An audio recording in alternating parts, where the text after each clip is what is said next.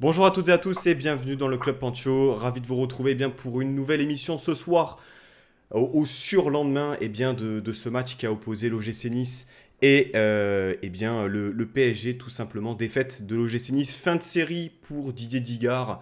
La dernière fois que l'OGC Nice a perdu en compétition officielle, c'était un soir de Coupe de France dont on va pas forcément parler ce soir, hein. C'est pas trop l'idée. Mais voilà, j'accueille ce soir dans cette émission déjà Louraï qui fait son retour, l'habitué. Comment tu vas Louraï? Ça va très bien. Bonsoir, bonsoir à tous. Et également, Hugo, le retour, the comeback pour, cette fois-ci, une défaite, la première. Je te demande pas comment tu vas, Hugo ou... Très content d'être là déjà. Salut Pancho, salut tout le monde. Et ouais, série d'invincibilité qui s'arrête pour Digard, série d'invincibilité qui s'arrête pour moi aussi. On va repartir sur de nouvelles bases. Et naturellement, on a notre représentant parisien du sort. Je suis très content de le recevoir. C'est Sinbad. Comment ça va, Sinbad? Bah, ça va aussi de mon côté, très heureux d'être là, toujours un plaisir de passer sur le Club Pancho. Disons qu'à chaque fois qu'on se rencontre, les matchs ont toujours une histoire à raconter. Donc voilà, très heureux d'être là. Ouais, effectivement, il y a pas mal de choses à dire sur ce match. Alors clairement, on va faire une bonne heure et on va parler de foot. Voilà, tout simplement. Je pense qu'on a besoin de parler, on a besoin de parler de foot avec le week-end qu'on a passé. Voilà, faire du social sur Twitter, ça va bien 24 heures, ça va peut-être bien 48 heures. Mais au bout d'un moment, parlons football. Le score, je l'ai dit dans l'introduction, le GC Nice a perdu à la maison 2 buts à 0, des buts de Lionel Messi et de Sergio Ramos en deuxième mi-temps. Concrètement, quelles sont les répercussions? Déjà, le Paris Saint-Germain distance toujours le RC Lens de 6 points et Nice reste à une neuvième place pour l'instant à 45 points et surtout à 7 points de la cinquième place. Donc l'information pour l'OGC Nice, c'est qu'ils n'ont pas réussi à regagner ses points, notamment sur Lille, qui avait perdu au SCO d'Angers, comme quoi, hein. Ça peut arriver de perdre des points à Angers et pas que pour l'OGC Nice. On va commencer peut-être dans un premier temps sur les compositions de ce match-là. On va dire deux systèmes plutôt miroirs avec une base de trois défenseurs centraux.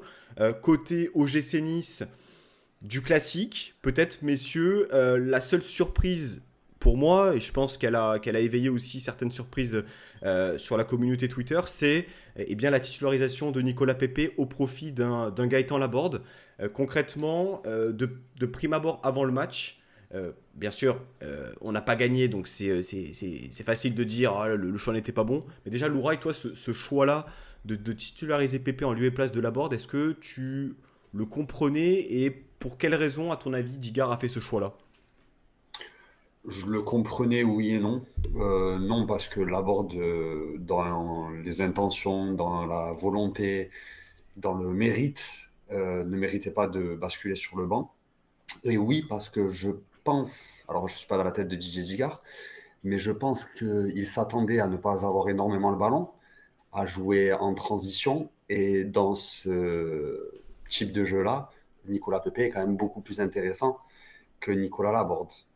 Gaëtan Laborde. Nicolas Pepe que Gaëtan Laborde. Donc, quand il faut remonter le ballon, que ça part vite en contre, c'est plus intéressant d'avoir un Pepe qu'un Laborde.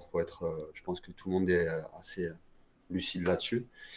Donc, je pense que voilà, la raison était celle-là. Hugo, tu te vois acquiescer. On était dans cette idée-là. Ça s'est confirmé, hein, puisque les 25 premières minutes, l'OGC Nice était dans un registre attentiste, à jouer plutôt bas et à attendre justement le Paris Saint-Germain. Dans ce sens-là, la titularisation de Nicolas Pepe faisait sens. Ouais, je suis d'accord. C'est peut-être là d'ailleurs l'erreur qu'on a fait et qu'a fait Digard sur l'approche du match. C'est-à-dire que tu choisis un profil comme Pepe, c'est que tu t'attends effectivement à partir bloc bas et à utiliser la vitesse de Pepe sur les transitions. Alors que si tu avais utilisé un Laborde, qui a un profil plus harceleur, plus adepte pour jouer haut et aller presser l'adversaire, comme on l'a fait plus tard dans le match à partir du moment où on a été mené 1-0, peut-être qu'au niveau des intentions, on n'aurait pas fait un début de match aussi attentiste. Donc je ne sais pas si c'était la volonté de Digard de commencer très bas et de laisser Paris avoir le ballon.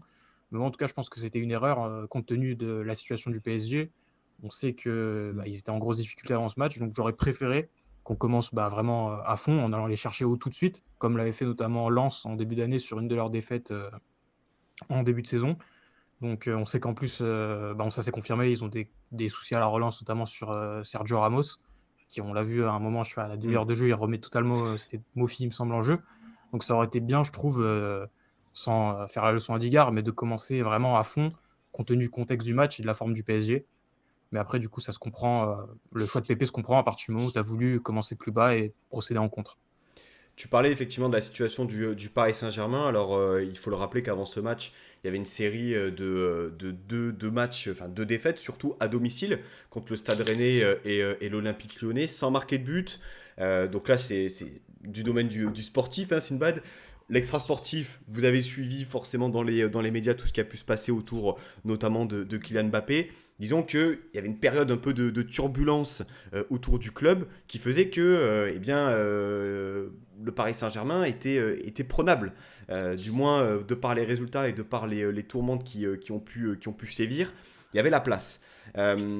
Concrètement, toi, Sinbad, par rapport au choix de Galtier, au choix du dispositif, au choix des hommes, on va dire l'absence de Verratti a fait que Sanchez a pu être titulaire. Est-ce que tu as d'autres choses aussi peut-être à ajouter sur cette composition de départ? Bah, au-delà de Renato Sanchez, la vraie surprise dans le 11, c'est la présence de Carlos Soler titulaire. Hmm. Ça faisait très longtemps qu'on ne l'avait pas vu enchaîner des minutes et on sait que son niveau est très loin d'être exceptionnel au Paris Saint-Germain. Et donc de le voir passer devant Fabien Ruiz, qui lui aussi, son compatriote, n'est pas des plus performants, et bah il y avait un peu cette surprise-là de se dire bah ok, bah Zaïre Emery est encore benché par un des deux Espagnols. Et au final, bah, il a fait une plutôt bonne première période. J'ai trouvé Carlos Soler entre les lignes. Il a réussi à se rendre assez disponible et c'était assez surprenant pour être honnête. Et finalement, là où moi j'étais assez frileux, parce que tu as parlé de la série du Paris Saint-Germain juste avant, tu as parlé de la composition qui était un peu qui posait question. Et il y avait de l'autre côté Nice qui semblait, je vais pas dire impérial, mais qui semblait reprendre de la confiance avec Digard, qui avait cette série d'invincibilité, qui était plutôt en confiance. On se déplaçait chez vous et moi je te le dis honnêtement, je pensais qu'on allait perdre parce que quand on énumère tout ce que je viens d'énumérer, et quand je pesais la balance, je pensais que Nice allait nous faire beaucoup plus mal, mais Nice nous a attendus. Vous avez été beaucoup plus passif que ce que je pensais, alors que vous aviez les joueurs et le matériel pour nous bousculer. Et on l'a vu passer la demi-heure de jeu, où au milieu de terrain, ça commence à mettre des taquets, où quand Renato sort, il y a eu beaucoup plus d'impact au milieu. Et c'est là où nous, on a totalement disparu du terrain. Il y a eu une grosseur où Paris était complètement transparent, c'est-à-dire entre le but de Messi et le but de Ramos, il ne s'est plus rien passé. Et au-delà d'une victoire tactique, je pense que, et on va l'aborder après, c'est surtout une victoire des deux surfaces. On en parlait aussi en off, avec d'un côté Didio et Messi qui sortent ce qu'il faut au moment où il faut, et de l'autre côté où Nice, avec ses 21 frappes, n'a pas su marquer. Ouais, tu parlais effectivement de la fin de série de Digard. Alors, bon, on en a parlé dans les dernières émissions. Il faut savoir que même si Nice ne perdait plus, Nice ne gagnait plus quand même depuis 4 matchs en Ligue 1, 4 matchs nuls contre des équipes abordables, du moins pour le standing de l'OGC Nice. Maintenant, voilà, il n'y a plus de série d'invincibilité. Le gym a perdu, aurait même pu perdre la semaine précédente à Angers, c'est dire. Mais voilà, je pense qu'il y avait peut-être besoin aussi Louraï de mettre fin un peu avec toute cette série, voilà, de parler de l'invincibilité, parce que comme l'a dit Matt dans cette émission il y a peut-être 1 ou 2 semaines, finalement tu fais 4 matchs nuls, t'en perds 2, t'en gagnes 2, t'as 2 points de plus, quoi. Ouais, c'est exactement ça. Et puis le fait que la série d'invincibilité s'arrête contre Paris, donc même si c'était pas un grand pari, dans les têtes, ça fera toujours moins mal que ça cassera moins cette dynamique que si tu perds, si on avait perdu à Angers, par exemple. Je Hmm. pense que une défaite à Angers, ça peut t'amener à douter, ça peut t'amener à revoir certaines choses, même au niveau du staff. Là, je pense que voilà, c'est une défaite sur le papier qui reste logique. On perd contre le premier du championnat, qui était prenable, qu'on a quand même bousculé, mais on perd contre le premier du championnat. Donc rien d'alarmant en soi. Hmm, effectivement. Donc, ouais, on a parlé de ce choix tactique de Digard, plutôt dans l'attentisme. Il y a eu donc, on va refaire peut-être le déroulé de ce match. Nice Arteta nous parle des buts, peut-être revenir sur ce but de Messi. Euh, Concrètement, bon, c'est à mon sens, hein, le centre de Nuno Mendes est qualitatif. La reprise en première intention de Messi l'est tout autant.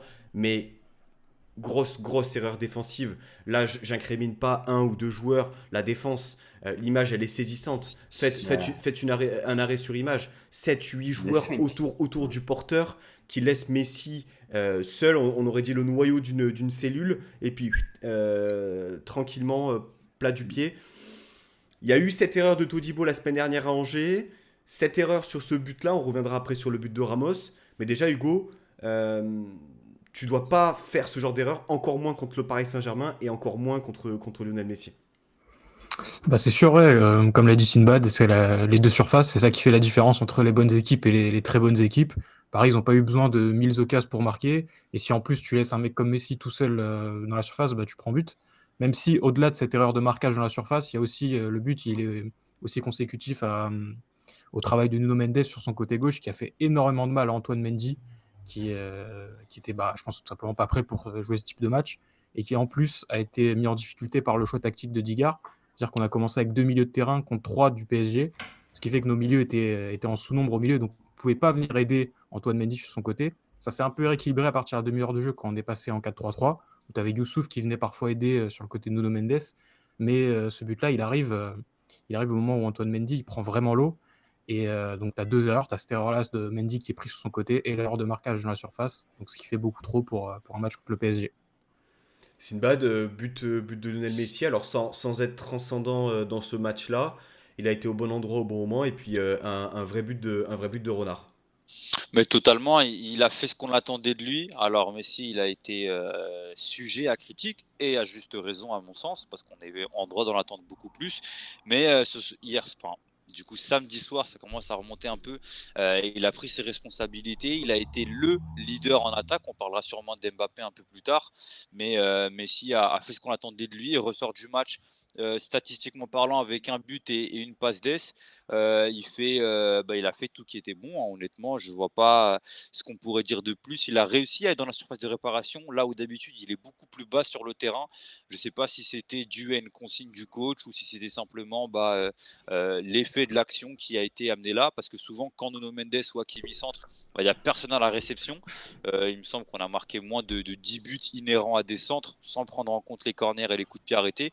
Donc ça montre à quel point on a une vraie lacune à ce niveau-là. Et le fait que ce soit Messi, le plus petit gabarit, qui se retrouve entre 7 Niçois et qui arrive à la reprendre alors qu'il est plutôt proche du gardien en plus, bah, c'est un but qui tombe un peu de nulle part, mais qu'on va mettre aussi sur le compte de la science du placement de Léo Messi.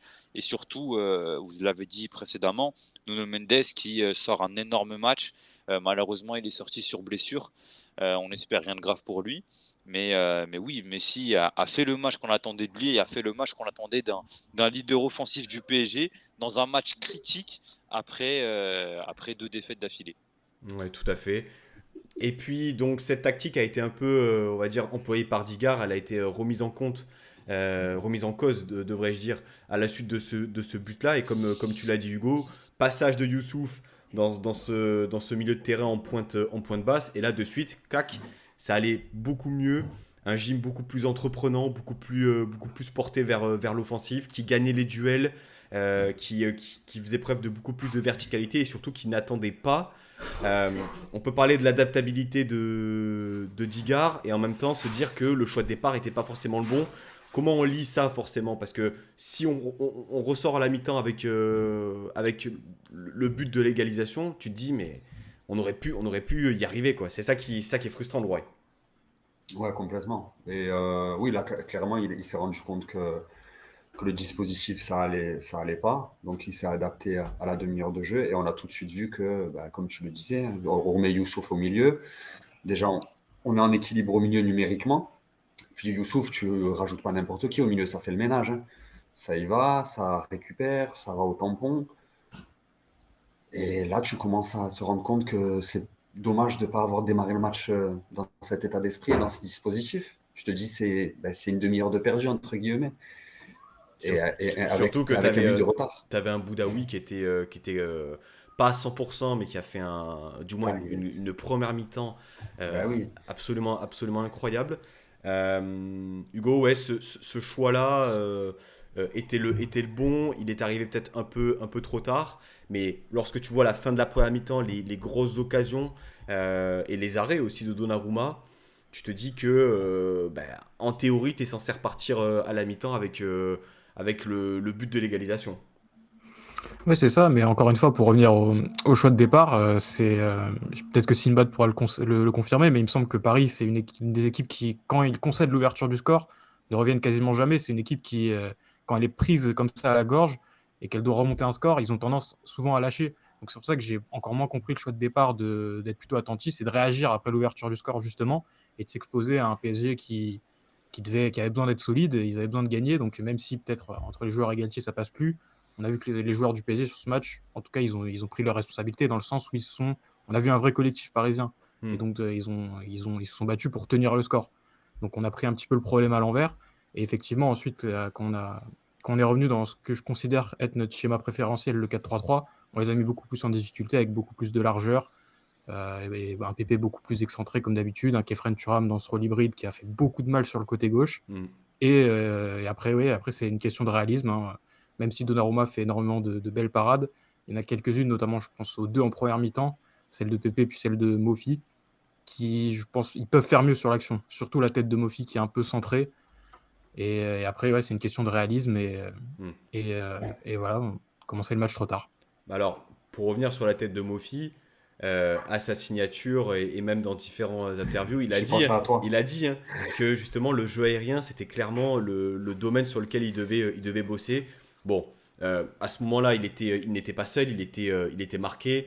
Effectivement, il aurait pu mieux faire, mais il y a eu cette action de Pépé aussi, quasiment dans le même temps. Bon, ça lui arrive sur son pied droit concrètement. Est-ce que pour vous c'est arrêt décisif de Donnarumma ou Pépé peut mieux faire? Ah, Donnarumma, il arrive quand même à très vite sortir. Bah, forcément, je vais vendre un peu ma Eh oui. paroisse. Mais il arrive à très vite sortir sur Pépé pour fermer l'angle. Après, bien évidemment que l'attaquant peut toujours mieux faire. Mais ouais, c'est peut-être du 50-50 entre l'attaquant qui ne fait pas forcément le bon geste et de l'autre côté, le gardien qui arrive à très vite réagir pour empêcher la balle de rentrer.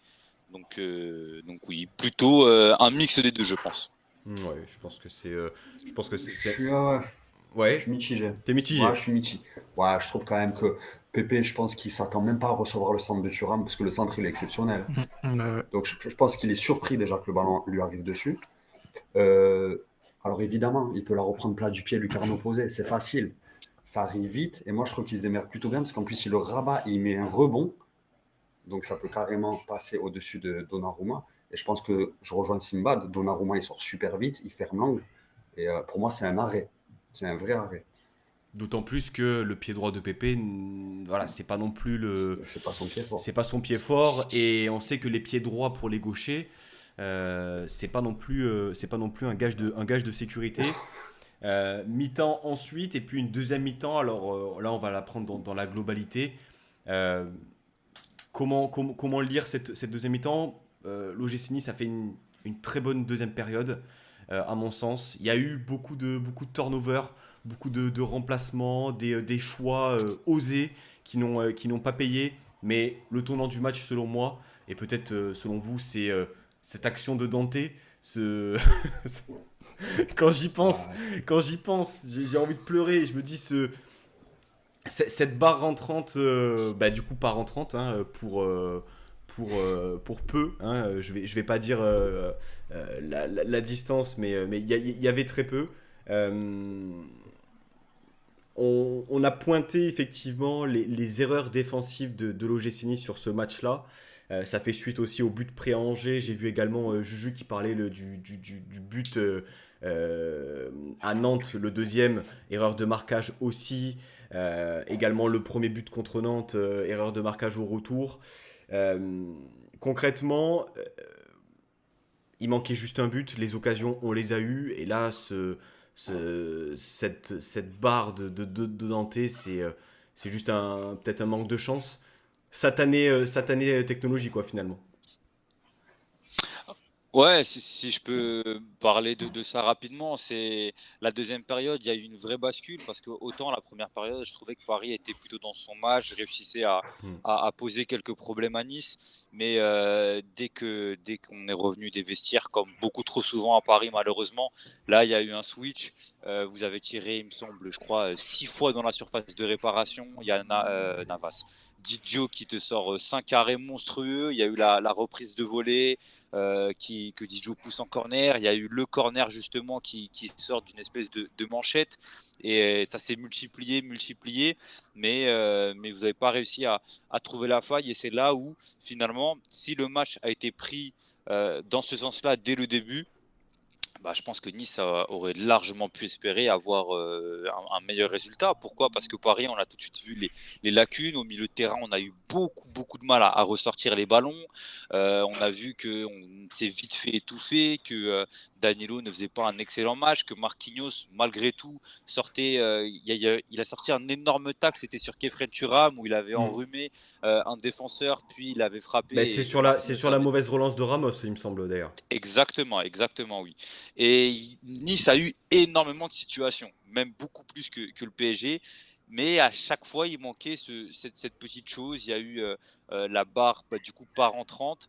Et Nice, à mon sens, peut nourrir d'énormes regrets parce qu'au-delà du PSG qui était prenable, on a une Nice qui a montré bah, de belles choses. On n'était pas sur un Nice qui était attentif sur 90 minutes. On était sur un Nice qui, à un moment donné, a pris les choses en main. S'est dit, bah, écoutez, les gars, on va y aller. Paris n'est pas monstrueux. Et au final, bah, malheureusement, tu te fais punir sur un corner et une tête de Ramos. Et, euh, et voilà, la deuxième période, en tout cas, méritait beaucoup plus qu'un simple 0-1 pour le Paris Saint-Germain. Et Nice, à mon sens, oui, peut nourrir de très Hmm. gros regrets, malgré le fait qu'il y ait cette première mi-temps-là qui était aussi en dents de scie. Bertigno nous dit environ 40% des frappes cadrées adverses sur les 5 derniers matchs de Ligue 1 ont fini au fond. Dur constat, effectivement.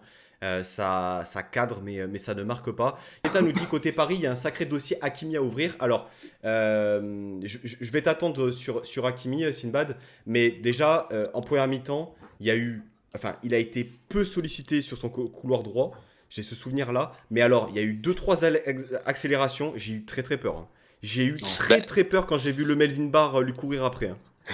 Bah, c'est le souci malheureusement parce que on a un jeu parisien qui penche très souvent à gauche. Verratti a tendance à partir à gauche, Nuno Mendes est à gauche, Mbappé est à gauche, Messi rentre à gauche, Neymar est à gauche, etc. Ce qui fait que le côté droit est complètement délaissé et Hakimi se retrouve bah, la plupart du temps esselé. C'est pour ça qu'on parle d'un dossier Hakimi qui depuis 2 ans au Paris Saint-Germain, bah, on est loin de ce qu'on pouvait attendre d'un top latéral. Rappelons qu'il vient pour 70 millions d'euros avec un statut très fort qui sort de 2 saisons pleines à Dortmund et à l'Inter. Et au final, au Paris Saint-Germain, on a un Hakimi qui est plutôt cantonné à des rôles plutôt défensifs, plutôt besogneux. Et avec ballon, lui aussi, fait parfois les mauvais choix. Et dès qu'il est touché, bah, tu sens le danger. Là, tu parles de 2 accélérations qu'il met face à Melvin Barr. Hmm. Mais bah, comme beaucoup trop souvent, vu qu'on n'a pas de neuf, et bah, ces centres, ils arrivent à destination de personne. Et comme Messi rentre dans l'axe et qu'il n'y a personne à droite, et bah Hakimi, malgré le danger qu'il peut apporter, et bah c'est un peu un lion dans une cage. Oui, il grogne, oui, il peut faire peur, mais au final, bah il te fait rarement mal. Donc concrètement, c'est quoi le problème? Est-ce que c'est un problème tactique? C'est le fait qu'il manque réellement un numéro 9 tueur devant? C'est le fait de se balader tantôt avec 4 défenseurs, tantôt avec 3 défenseurs et des pistons? C'est quoi selon Bah, toi? pour te répondre, il y a d'une part le relais tactique, parce que quand on voit à Dortmund, le Dortmund de Lucien Favre, que vous aussi vous avez connu, c'était un Dortmund qui était plutôt beau à voir, qui prenait un jeu plutôt offensif, avec Hakimi qui était limite dans un rôle d'ailier pendant 2 ans. Puis à l'Inter, c'est Antonio Conte qui avait ce vrai rôle de transition, avec il pouvait trouver des relais comme Lukaku dans la surface de réparation, Lautaro, il avait le relais avec Bastoni derrière lui. Et là, au Paris Saint-Germain, bah, il a personne. C'est-à-dire que devant lui, il n'y a aucun ailier droit. À la réception des centres, il n'y a absolument personne. Et il est cantonné à des rôles défensifs. Et on connaît très bien le cercle des joueurs. Si tu ne performes pas, et ben, la confiance baisse. Et quand tu as un joueur qui, de base, arrive dans un contexte parisien qui est plutôt compliqué, il n'est pas mis en confiance. Lui aussi, il faut dire que ses performances ne sont pas bonnes aussi à cause de lui.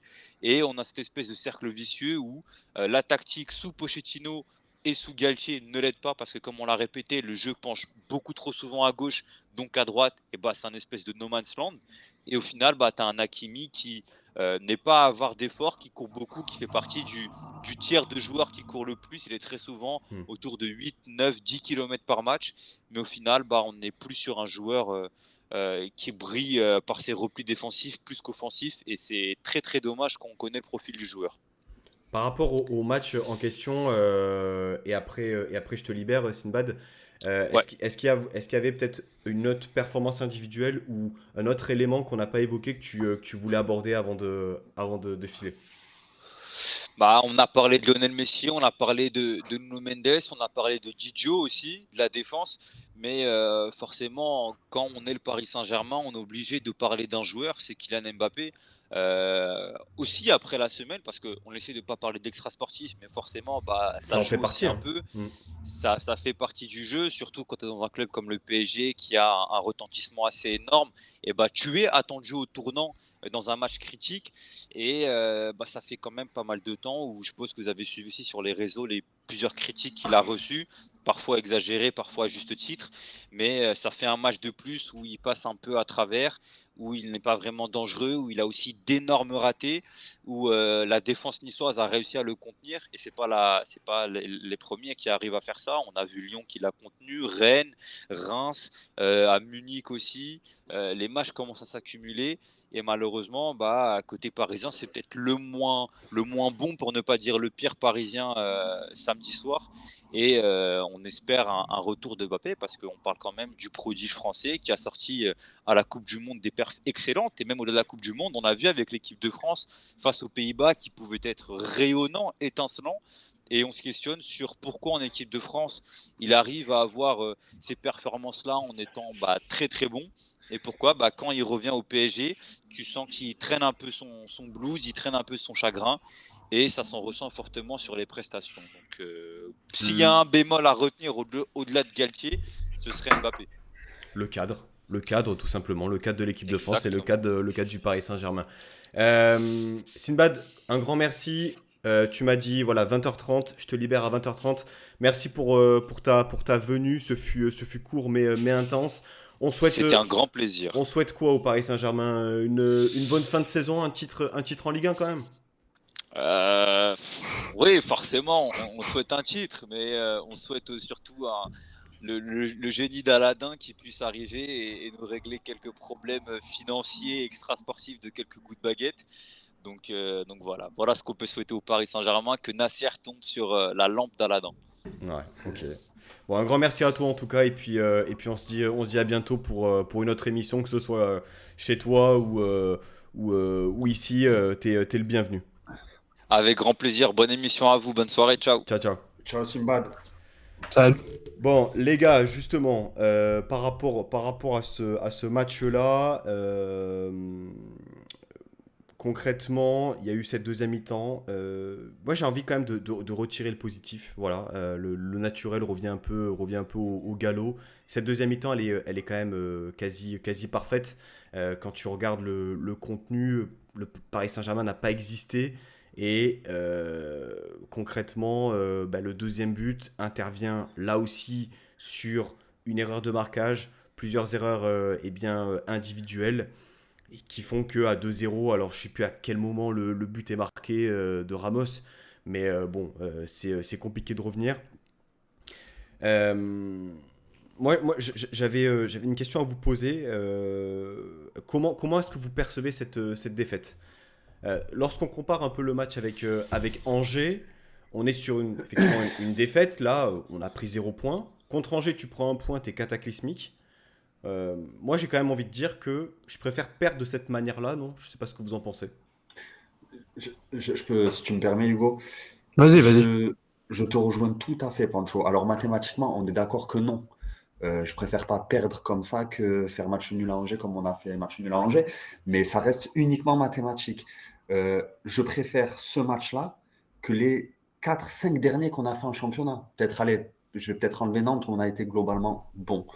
Mais je préfère ce match-là au match nul contre Lorient. Je préfère ce match-là au match nul contre Auxerre. Je préfère ce match-là à l'autre match nul qu'on a fait contre Reims, par exemple, où on a essayé, où on a été volontaire, où on a su emballer ce match par moment et où ça voulait juste pas. Voilà, la réussite, elle était pas là. Ça s'est joué à 2 millimètres à une montre qui vibre pas. Ça s'est joué à un gardien en état de grâce en face. Bon, ben voilà, ça voulait pas, c'était pas ce soir-là.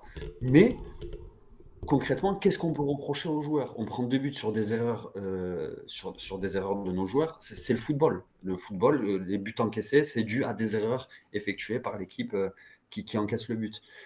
Qu'est-ce qu'on peut leur reprocher? Dans la volonté, ils y étaient. Dans l'intensité, ils y étaient. Même s'il y a eu une demi-heure où le dispositif tactique n'était pas forcément adapté. Mais pour moi, ils étaient au rendez-vous. On ne peut pas dire qu'ils n'étaient pas au rendez-vous. Je ne sais pas ce que vous en pensez, mais Hugo, je te laisse répondre. Bah ouais, moi aussi je vais peut-être être un peu provoquant, mais ce qu'on peut dire, c'est qu'on a vu samedi soir qu'on pouvait bien jouer contre des blocs bas, en fait, puisque 70% du match, ouais. Paris était en bloc bas, on a réussi à trouver des espaces, à se créer des occasions, ce qui pour moi veut dire que quand nos difficultés sur les matchs précédents contre les blocs bas, c'est surtout au niveau peut-être psychologique, de se dire qu'on doit absolument faire la différence, qu'on doit tenir la série d'invincibilité, qu'on est au-dessus des adversaires et qu'il faut les mettre en difficulté. Là, on a senti que les joueurs, à partir de la demi-heure de jeu, ils étaient libérés. Ils sont allés presser, ils ont réussi à se créer des occasions, à combiner dans les petits espaces. Et on a été dangereux. Et paradoxalement, c'est notre meilleur match depuis quelques temps. Et on ne marque pas de but. Alors que sur des matchs, par exemple contre Ajaccio, on n'est vraiment pas bon, on gagne 3-0. Il y a plein d'autres matchs comme ça récemment. Et donc oui, effectivement, il y a pas grand-chose à redire à partir de la demi-heure de jeu. On s'est créé beaucoup d'occasions, on a été dangereux, on a pressé et on a contenu défensivement un mec comme Mbappé qui personnellement m'a créé aucune frayeur du match, tellement les circuits de passe du PSG étaient bien gérés, tellement pressé haut et tellement derrière, Todibo s'est occupé individuellement du cas Mbappé. Donc effectivement, dans l'ensemble, comme Didier Ligard l'a dit, le contenu est très bon. Juste maintenant, c'est les deux surfaces qui comptent. Et les deux surfaces, malheureusement, quand on en revient encore au problème d'effectifs, mais en deuxième mi-temps, tu fais rentrer Rosario et Brahimi en tant que latéraux, forcément, tu as un gap de qualité qui se fait ressentir. Et tu peux pas non plus faire des miracles à chaque fois. Et contre une équipe comme le PSG, ça se paye cash. Une erreur de marquage de Brahimi, tu prends le deuxième but. Et voilà, et tu payes cash ton manque de moyens. Mais sinon, globalement, le match, rien à dire, c'est même très positif, paradoxalement. Paradoxalement, en plus de ça, ça intervient suite à la défaite de Lille à Angers, où tu pouvais justement engranger des points très importants pour l'Europe. Mais de toute manière, voilà, restons positifs. Même si l'Europe via le championnat, même si mathématiquement, on sait, c'est pas encore totalement cuit. Là, qu'on se le dise, hein, l'OGC Nice a 45 points, la cinquième plaque est à 7 points. Lille, qui vient de perdre à Angers, à mon avis, perdra peu de points après ça. Reste à jouer effectivement l'Europe, mais on y viendra peut-être un peu plus tard. Moi j'avais une question et ça fait écho un peu à ce que tu dis, Hugo, par rapport au, au remplacement et au coaching. Concrètement, euh, je vais vous dire ce que j'ai écrit. J'ai écrit Thuram, Boudaoui et Todibo, les hommes au rendez-vous, symbole d'une équipe qui est arrivée à son seuil. Dans le sens où tu es en pleine mutation. Ça fait 6 mois que tu t'es renouvelé en interne, tu insuffles une nouvelle dynamique, tu as un nouveau coach, etc. Aujourd'hui, est-ce que finalement on n'est pas arrivé au max de ce qu'on pouvait? Au max, c'est-à-dire la série d'invincibilité. On a redressé la barre dans les matchs importants contre les équipes du haut du classement. En même temps, on se chie dessus contre les équipes un peu plus faibles. Euh, on fait un très bon match contre le Paris Saint-Germain. On n'a pas la réussite qui tourne. Finalement, est-ce que c'est pas un peu le max? Est-ce que c'est pas le max de cette saison-là? On est à la 30e journée. Il reste 8 matchs. On n'arrivera pas à inverser la balance sur cette fin de saison. Alors c'est peut-être un peu triste, mais c'est la vérité. Et cette saison-là, tu la joues aussi, tu la joues en août, tu la joues en septembre, tu la joues en octobre. tu la joues aussi sous Favre. Et tout l'amour qu'on peut porter pour Lucien Favre, les 6 premiers mois ont été dramatiques. Donc, est-ce que vous partagez un peu cette pensée-là, Louraï, ou est-ce que c'est un peu tiré par les cheveux et...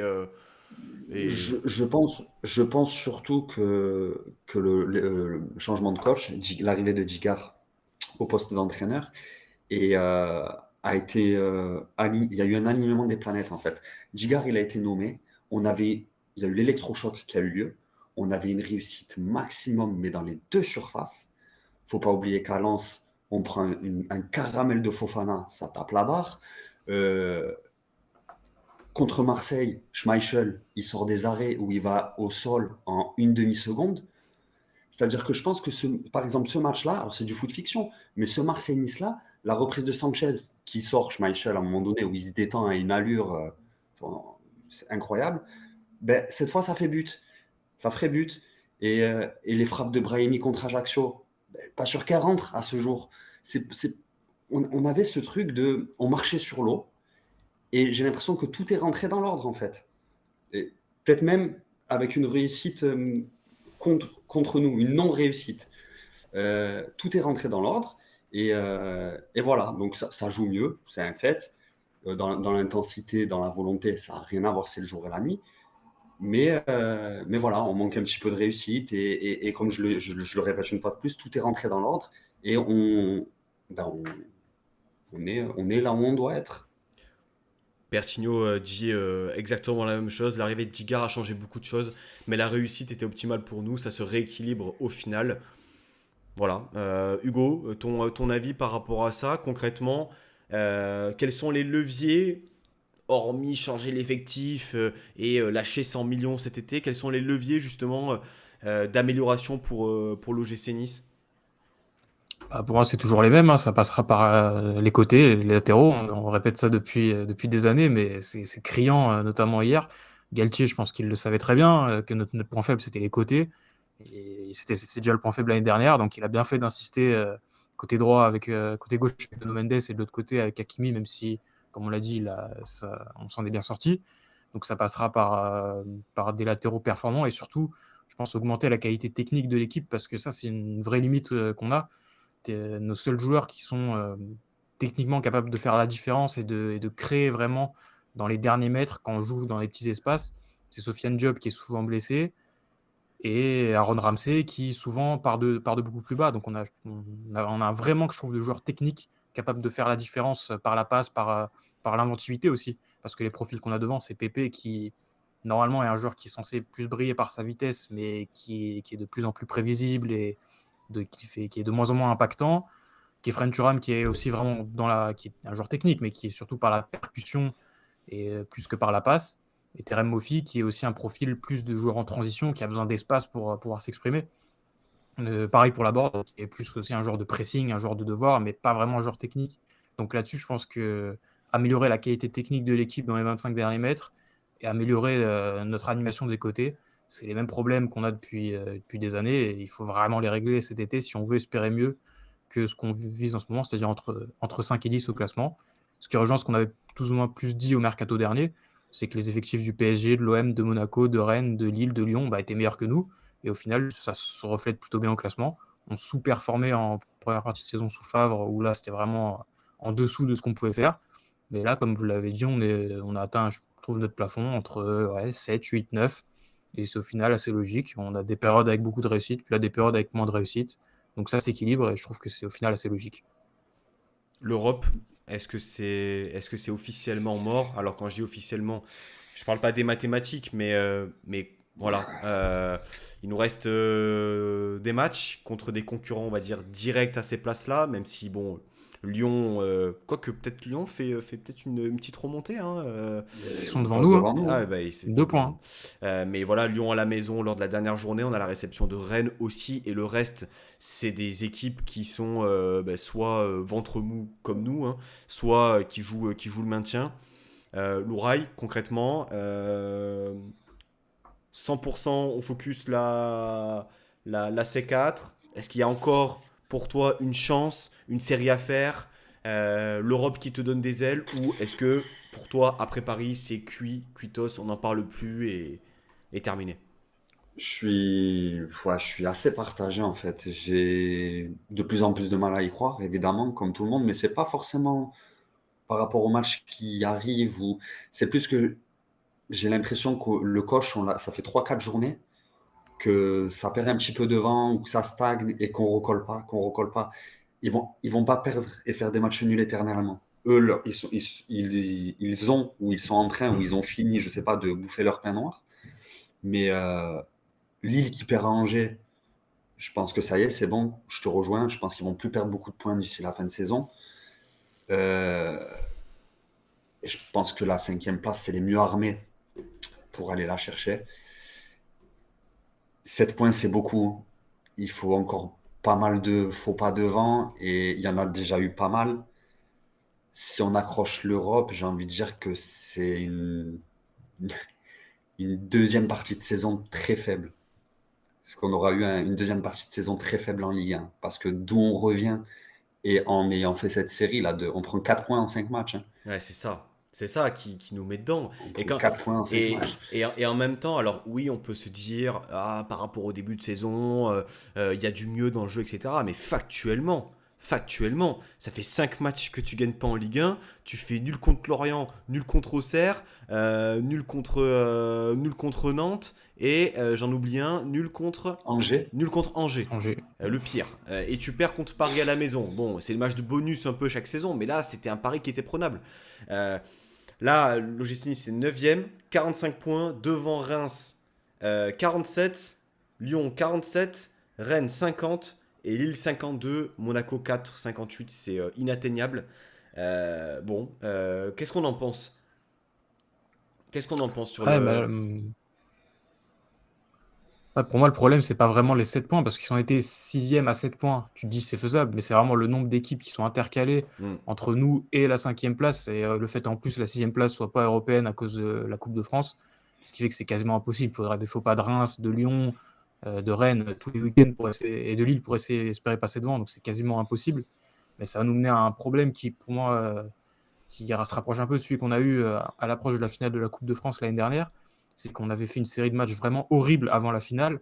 Les matchs contre Lorient, les matchs contre Troyes qu'on gagnait à l'arrache, là, et où on sentait que les esprits étaient vraiment, vraiment focalisés sur la finale de Coupe. Là, si on se focus vraiment que sur la Coupe d'Europe et qu'on délaisse le championnat, c'est le meilleur moyen qu'on passe encore une fois à côté de l'objectif qui est la Coupe d'Europe. Donc, il faudra que Digard fasse un gros travail mental avec les joueurs pour leur faire essayer de partir en mission commando et leur faire croire que c'est possible pour qu'on continue à jouer tous les week-ends, à essayer de progresser tous les week-ends et pas faire comme l'année dernière où on était arrivé dans des conditions compliquées sur la finale et essayer d'aborder au mieux ces matchs de Coupe d'Europe. Donc finalement, même mathématiquement, hein, atteindre l'Europe est plus, on va dire, plus court via la Conference League. Et cette Conference League, alors j'en profite qu'il y ait un peu de monde pour dire que demain à 19h, on se retrouvera avec Bertigno qui est dans le chat et avec un invité suisse qui est, on va dire, Lucien connaisseur. Favre. On t'embrasse, Lucien. Bonne retraite à toi. Non, mais plus sérieusement, on se retrouvera avec Noah qui est justement connaisseur du FC Ball et qui va nous apporter un peu tous les éléments, on va dire, de présentation et des éléments qui vont nous permettre un peu d'en savoir plus sur l'adversaire pour se mettre eh bien, dans les meilleures conditions avant le match de jeudi soir. Ce match, messieurs, aller en Suisse, jeudi soir à 21h. Je vous demande pas forcément une analyse détaillée du FC Ball, à moins que vous soyez des assidus du championnat suisse. Mais concrètement, là, c'est le rendez-vous de la saison. Si on veut vivre des émotions cette fin de saison, ça passera sans doute par la Conference League. Ça paraît compliqué que ça passe par le championnat. Mais là, on a envie en fait de s'endormir ce soir et d'arriver à jeudi soir. Malgré tout, malgré cette défaite contre le Paris Saint-Germain, il y a de belles choses à vivre, Louraï. Ah oui, complètement. Bah, je suis complètement hypé par la Conference League, moi. J'attends que ça. Euh, Tu disais c'est le rendez-vous de la saison. C'est l'un des rendez-vous parce que moi je pars du principe qu'il en reste 5 et qu'il faut être là au 5e à Prague, au 5e rendez-vous. Et, Et j'espère, naïvement peut-être, qu'on va tout miser là-dessus et qu'ils y croient dur comme fer, que ce soit au club, que ce soit les joueurs, le staff, que c'est faisable. Quand on est, quand on est convaincu, on est convaincant. Donc si Djigar y croit, dur comme fer, il y a moyen qu'il emmène tout le groupe avec lui. Et honnêtement, même si ça reste un petit pari, il y a quand même des joueurs d'un certain niveau en face qu'on a bousculé. On a bousculé Marseille, on a bousculé Lens, on a bousculé Monaco. Pourquoi on ne bousculerait pas Bâle? Effectivement. Alors, ça fait écho. Là, je fais une petite parenthèse. Quand tu dis lorsqu'on est convaincu, on est convaincant, ça me fait penser à l'interview de Will Steele qu'il a fait chez Winamax, que je recommande fortement. Parce qu'à un moment, il parle justement eh bien, du déplacement au Parc des Princes. Et on lui pose la question, voilà, le rapport entre les risques pris et les bénéfices. Il dit, mais moi, les joueurs, en fait, je leur dis pas qu'il y a un risque. Parce que si je leur dis qu'il y a un risque, eh bien, d'office, ils vont avoir peur et ils vont être un peu bridés. Enfin, tout ça pour dire que je comprends, enfin, je te rejoins totalement là-dessus. Et même le discours que tu as par rapport aux joueurs, et le discours, il doit être le même quand tu reçois Paris ou que tu joues Angers, en fait. Il doit être le même. On doit aller au bout. Hugo, par rapport au rendez-vous du 10 soir. Ouais, c'est sûr, bah, on a vraiment hâte d'y être, parce qu'un quart de finale européen, il n'y en avait plus depuis 1960, donc pas sûr qu'il y a encore beaucoup qui soient là pour témoigner de J'avais ce match 10 ans. contre le Real Madrid. Mais ouais, moi je l'appréhende aussi beaucoup parce que ouais, franchement, si on regarde vraiment le tableau, on sait qu'il y a un vrai coup à jouer, quoi. Le FC Bâle, c'est une équipe qui a beaucoup performé sur la scène européenne en Ligue des Champions, mais commence à dater d'il y a 5-10 ans. Là, ils font une saison compliquée, ils sont cinquième au championnat. L'entraîneur c'est un entraîneur intérimaire qu'ils ont. Ils vont possiblement prendre le fils Ancelotti l'année prochaine, donc il y a vraiment une sorte de période de creux. Ils ont perdu 4-0, il me semble, contre les Young Boys récemment. Donc on sent qu'il y a vraiment quelque chose à faire sur ce match et qu'on va encore une fois de plus être favori. Mais comme on est favori sur chaque match depuis le début de la Conference League et comme à chaque fois, ça a été dur à chaque fois. Il n'y a pas eu un match facile dans cette édition de la Conference League pour nous. Donc ça sera sans doute pas différent et il faudra vraiment être prêt au combat parce que cette compétition, de toute façon, c'est que du charbon à chaque match, hein. C'est l'intensité physique et la bagarre. Il faudra qu'ils y soient parce qu'encore une fois, on va être favori. Et encore une fois, on a envie. Enfin, les saisons avec Coupe d'Europe, c'est toujours beaucoup plus excitant. Il y a un parfum différent. Et quand t'es dedans, t'as envie que la saison prochaine, ça recommence. Comme on l'avait fait en 2016-2017 et 2017-2018, on avait enchaîné 2 saisons Coupe d'Europe d'affilée. Et là, on n'a vraiment pas envie de revivre une saison sans Coupe d'Europe l'année prochaine. Donc, pour ça, il va falloir gagner. Et ça commence par ce match super important à Bâle jeudi. Alors, tu soulignes quand même quelque chose d'important, c'est que depuis qu'on a commencé cette campagne européenne, euh, la plupart des matchs, on était favoris sur le papier, hein, j'entends, peut-être à la limite le match contre Cologne où c'était, on va dire, assez équilibré, mais à chaque fois, t'avais beau être favori, c'était des matchs compliqués, vraiment des matchs C'est contre Bourbier à compliqués, chaque fois, hein. des pelouses absolument immondes, à Slovako là-bas, même à Tiraspol, un champ de patates, des atmosphères par moments un peu, on va dire, non pas anxiogène, mais un peu compliqué aussi à gérer pour les joueurs. Euh, Moi, pour donner mon avis, concrètement, il nous reste que ça à jouer. Enfin, qu'on se le dise, hein, la Ligue 1, on va jouer les matchs à fond et garder, on va dire, ce capital confiance. Mais là, ce qu'il faut surtout, c'est gagner. C'est gagner. Parce que là, la dynamique du moment, moi je suis désolé, hein, d'une manière très froide, hein, on gagne plus pour l'instant. Alors on joue bien, on joue peut-être un peu moins bien sur les derniers matchs, mais voilà, il nous manque cette réussite. Voilà, Digard a eu par moment aussi sur certains choix, peut-être eu voilà, des hésitations voilà, c'était peut-être un peu moins fluide qu'au départ. C'est normal, il apprend, mais il faut tout mettre dans cette Conférence League. Il faut y aller là-bas. Le parcage sera plein. Il y aura plus de 1000 Niçois dans le parcage, peut-être même plus aux alentours qui seront au stade. et tout mettre pour gagner. Retour le 20 avril à la maison. Que dire sur cette double confrontation? Soyez présents demain soir à 19h pour en savoir un peu plus sur le FC Bâle. Messieurs, juste pour clôturer sur la partie européenne, je fais un petit saut sur le match de Nice-PSG. Je vous ai pas demandé, est-ce qu'il y a peut-être un sujet qui n'a pas été abordé, peut-être une prestation individuelle ou quelque chose qu'on n'a pas évoqué? Alors, on a parlé de beaucoup de choses, mais quelque chose que vous souhaitiez peut-être mettre en avant d'une manière ou d'une autre. Hugo. Peut-être quand même insister sur la performance de Khéphren Thuram, qui était, je pense, un entretien d'embauche là, samedi soir à 21h. Donc, parce que il est très bon quand même depuis l'arrivée de Digard, mais là, c'est peut-être son meilleur match, parce que vous en avez un autre en tête, mais peut-être son meilleur match de la saison. Moi, j'ai peut-être le match contre Montpellier, mais là, c'est une autre adversité où il a été énorme dans ce rôle un peu hybride de un peu ailier droit et en même temps milieu en phase défensive. Il a percé c'est la première fois que j'ai trouvé que les joueurs qui étaient alignés avec lui en attaque, j'ai l'impression qu'ils ne comprenaient pas le foot aussi vite que lui le comprenait.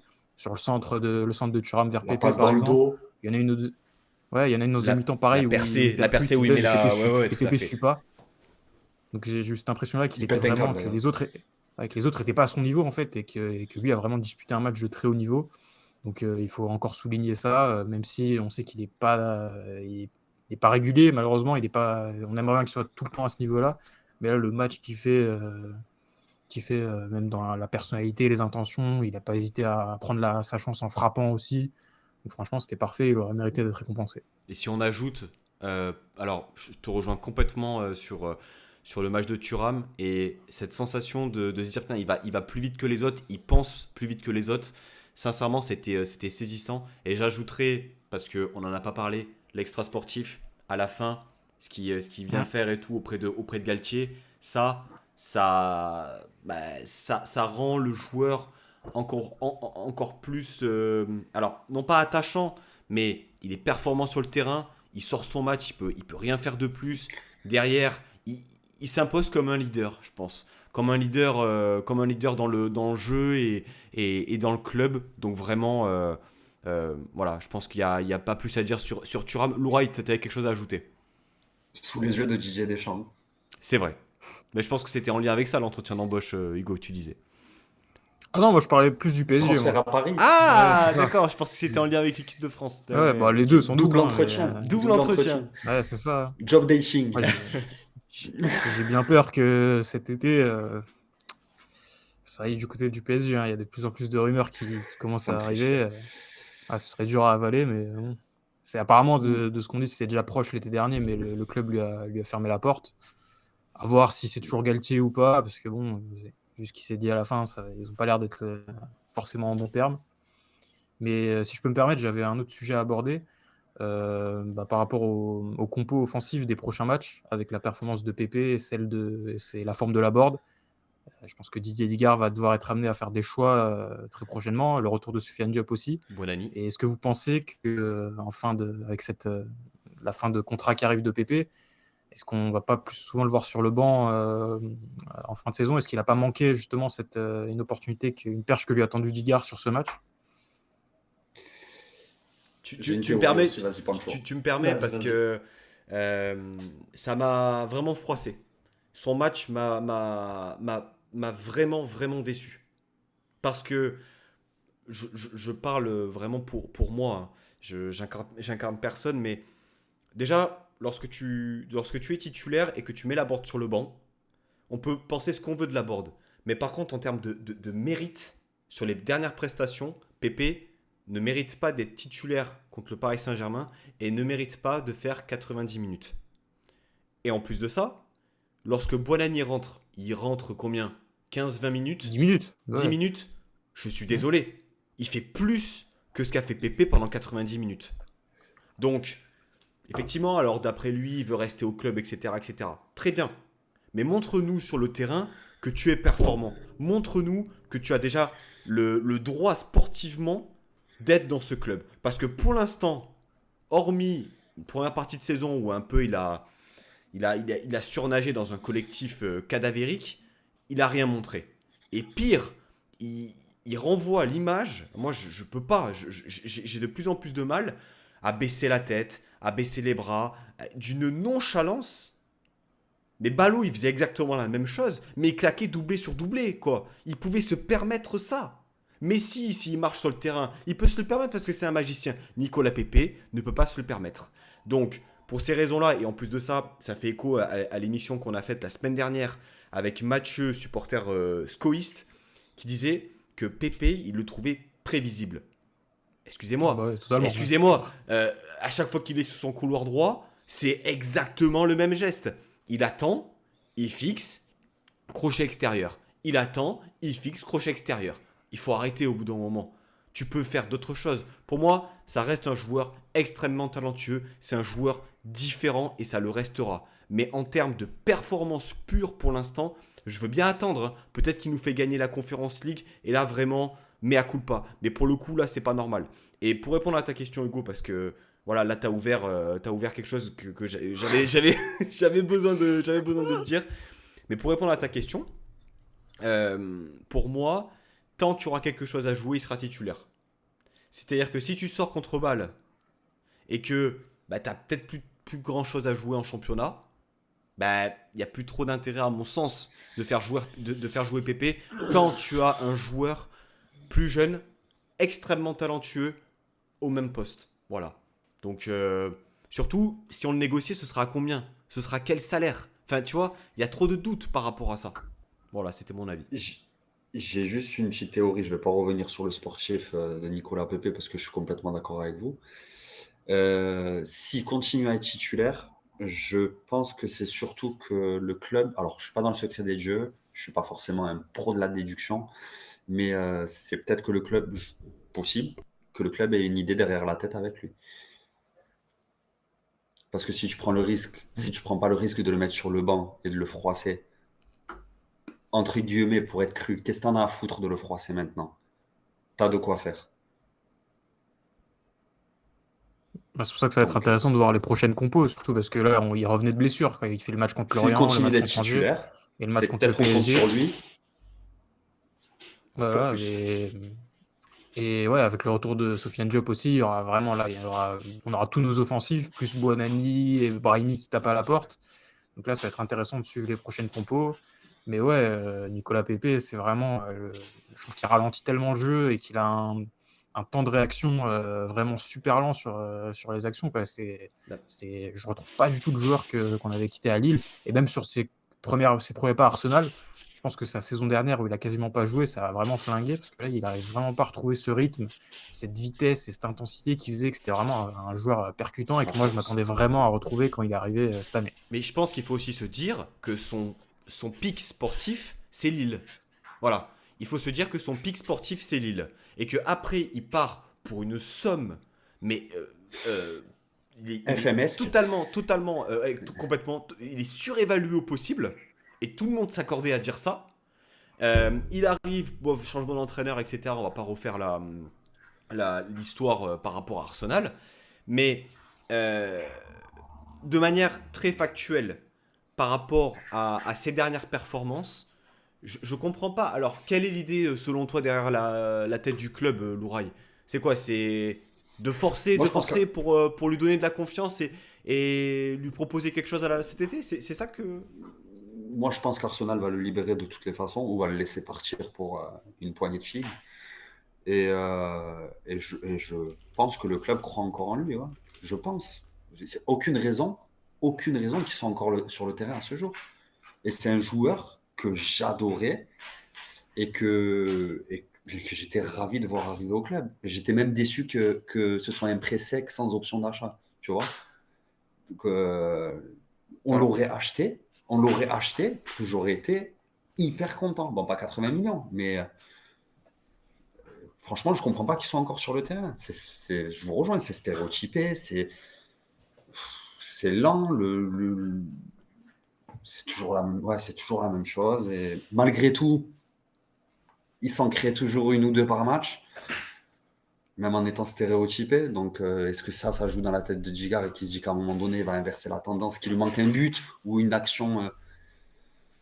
Alors, ou une action décisive? déjà fin de contrat en 2024. Donc, lors des négociations, ce sera plus facile de négocier avec un joueur à qui restera un an de contrat. Ça, c'est une chose. Maintenant, pour faire écho un peu aux commentaires qu'il y avait eu sur pourquoi le choix de Pépé par rapport à celui de Laborde, effectivement, il y avait le côté transition. Mais est-ce que vous trouvez très sincèrement que lorsque Pépé joue, il arrive à être connecté aux autres? J'ai surtout l'impression, Bah comme non, l'a hein. dit Hugo, que, alors, en termes de technique, il n'y a rien à dire. Le mec, il est au-dessus, c'est peut-être le joueur le plus technique qu'on ait eu depuis un certain nombre d'années. Mais très franchement, il ralentit, il attend. On a besoin de rapidité dans les transitions. C'est la marque de fabrique un peu de Didier Digard depuis qu'il est arrivé au club. Quand tu mets Nicolas Pepe sur le terrain, tu ralentis toute la circulation du ballon.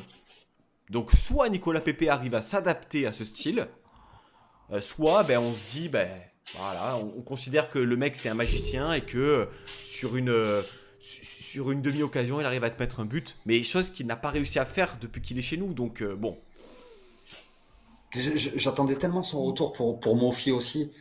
Je pensais tellement que ça allait aider Mofi face à ses blocs bas, justement. Le fait de rentrer, prendre appui. Je l'ai l'action dans la tête. Pépé qui rentre, qui donne à Mofi, qui lui remet en une touche dans l'axe et Pépé qui envoie. On le voit jamais, ce genre de. mais c'est Il se surtout sert, que il se tu sert pas vois des autres. que tu vois surtout aussi une connexion entre Laborde et Mofi. Laborde, il Oui, rentre 3 minutes après, 1-2 avec Mofi, il tire à côté. Et on l'a vu sur les autres matchs. Il y a une connexion entre les deux joueurs. Donc, ça reste un mystère. Je souhaite qu'on se trompe, honnêtement. Voilà. Louraï, ton sujet, ta performance que tu souhaites. moi j'aimerais juste, alors, hormis Todibo, une fois de plus, qui s'est fait un malin plaisir à éteindre Kylian Mbappé, avec rien dans le ventre, ça c'est une balle perdue pour Christophe.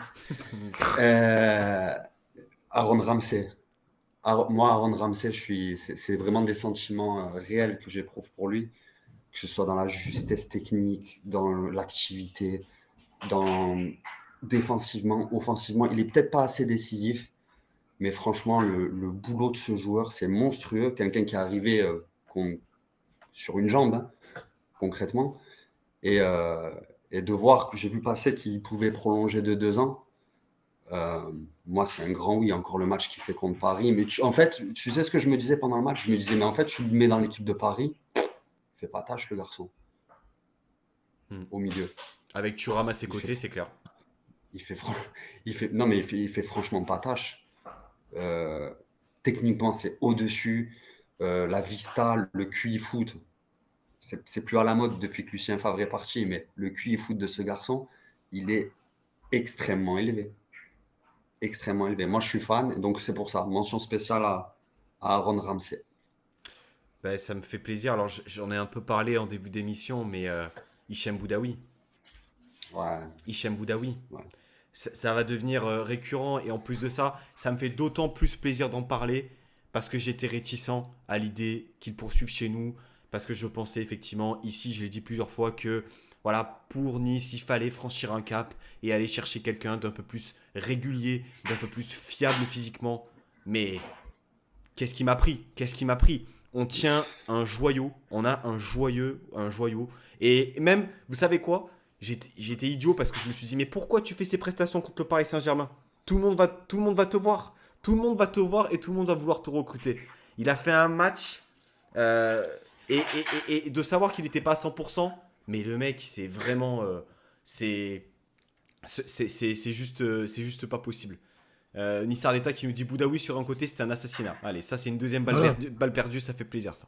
Et c'est pour ça que tu pouvais être, que c'était compréhensible que tu sois réticent à vouloir le garder, parce que bah, Vieira, Favre, Galtier, On tout le n'a monde, jamais su personne n'a eu l'idée Euh, de le mettre à son poste de la, base, où pourtant tous les joueurs qui passent par le club te disent que Boudaoui c'est incroyable, c'est exceptionnel et tout.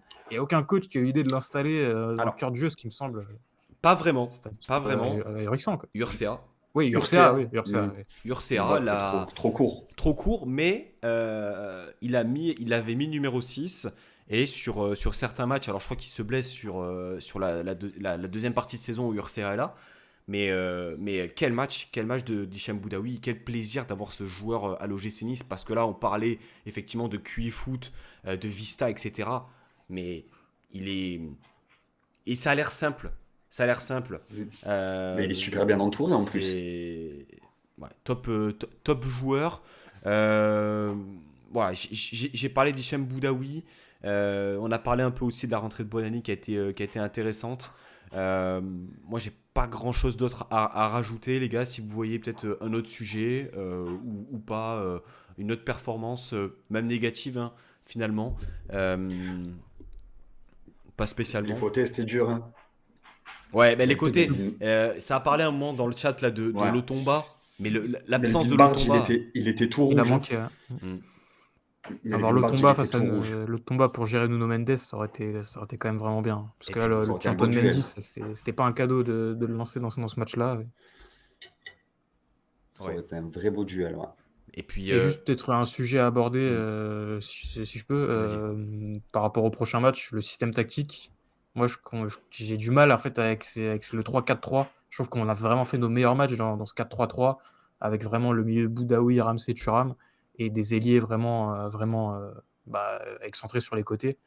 Donc, je ne sais pas comment on va l'aborder, comment Digard va aborder ce match face au FC Bâle, mais je trouve que 4-3-3, on a quand même fait nos meilleurs matchs dedans, et ce serait dommage de s'en priver, parce que ça nous offre plus d'opportunités pour presser, pour occuper la largeur, et même pour ressortir les ballons. Donc, j'espère qu'on commencera en 4-3-3 en Suisse jeudi. Alors, par rapport au dispositif de jeudi, on verra. Maintenant, pour revenir sur les prestations, alors je suis pas forcément d'accord avec toi. Depuis que Digard est là, justement, j'aimais bien ce côté un peu voilà, jonglage entre le 4-3 et le 3-4-3. Mais Lens, Marseille, Monaco, il y a eu une adaptabilité pendant le match, mais à la base de la base, c'est une charnière à 3, Dante Todibo Youssouf, c'est un milieu de terrain à 3, Ramzi Boudaoui Thuram, et c'est surtout deux pistons. Et lorsqu'on parle de deux pistons, pour moi, c'est là où bas blesse actuellement. C'est que contre le Paris Saint-Germain, c'est Antoine Mendy, Melvin Barr. Voilà. Si tu mets ne serait-ce que Lotomba à gauche ou à droite, mais c'est plus la même équipe. Parce que tu as la percussion, tu as le retour défensif, et qu'il est très à l'aise dans ce rôle-là. Donc pour moi, je trouve qu'il y a eu vraiment des matchs très intéressants, mais qui étaient aussi conditionnés à la présence de certains joueurs.